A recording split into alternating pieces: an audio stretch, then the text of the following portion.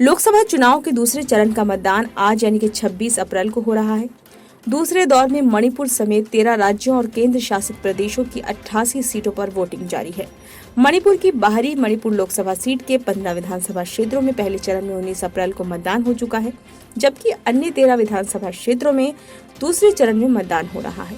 इस चरण में कुल 88 सीटों के लिए मतदाता वोट डाल रहे हैं। दूसरे चरण में 1202 उम्मीदवारों की किस्मत का फैसला होना है। इससे पहले चुनाव आयोग ने दूसरे चरण के मतदान के लिए विशेष तैयारियां की हैं। 50% से अधिक मतदान केंद्रों पर वेबकास्टिंग की जाएगी। आम चुनाव 2024 के दूसरे चरण के लिए मतदान 26 अप्रैल 2024 को हो रहा है। 13 राज्यों और केंद्र शासित प्रदेशों की 88 सीटों के लिए मतदान जारी है। मतदान सुबह 7 बजे से शुरू हुआ, ये शाम 6 बजे तक चलेगा। हालांकि चुनाव आयोग ने ये भी कहा है कि मतदान बंद होने का समय संसदीय क्षेत्र के अनुसार अलग हो सकता है। बिहार में बांका, मधेपुरा, खगड़िया और मुंगेर निर्वाचन क्षेत्रों के कई मतदान केंद्रों पर गर्मी को देखते हुए मतदाताओं की सुविधा के लिए मतदान का समय बदल दिया गया है। मतदान के लिए 16 लाख से अधिक मतदान अधिकारी तैनात किए गए हैं। दूसरे चरण के मतदान के लिए 1.67 लाख मतदान केंद्र बनाए गए हैं।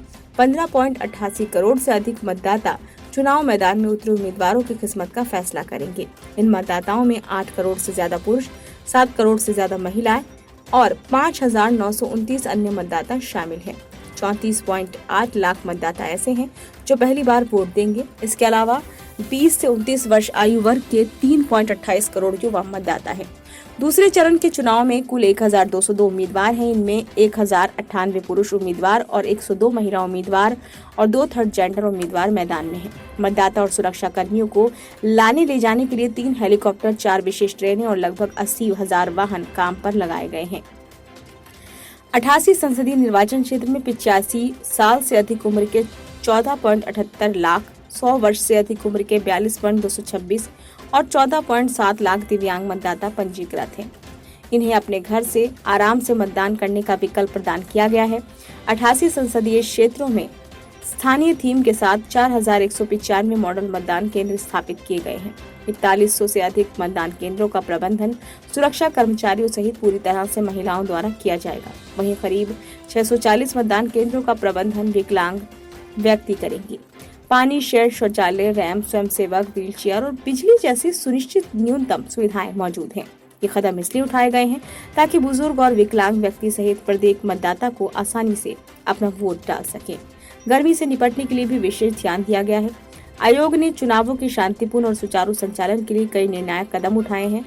मतदान प्रक्रिया को सुरक्षित करने के लिए मतदान केंद्रों पर पर्याप्त रूप से केंद्रीय बलों की तैनाती भी की गई है। सभी मतदान केंद्रों पर माइक्रो ऑब्जर्वर की तैनाती के साथ साथ 50% से अधिक मतदान केंद्रों पर वेबकास्टिंग की जाएगी। 251 पर्यवेक्षक मतदान से कुछ दिन पूर्व अपने निर्वाचन क्षेत्रों में पहुंच चुके हैं।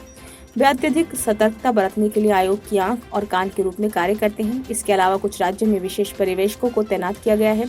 कुल 4,553 उड़नदस्ते, 5,731 सांख्यिकी निगरानी दल, 1,462 वीडियो निगरानी दल और 844 वीडियो देखने वाली टीमें मतदाताओं को किसी भी प्रकार के प्रलोभन से सख्ती से और तेजी से निपटने के लिए 24 घंटे निगरानी रख रही हैं।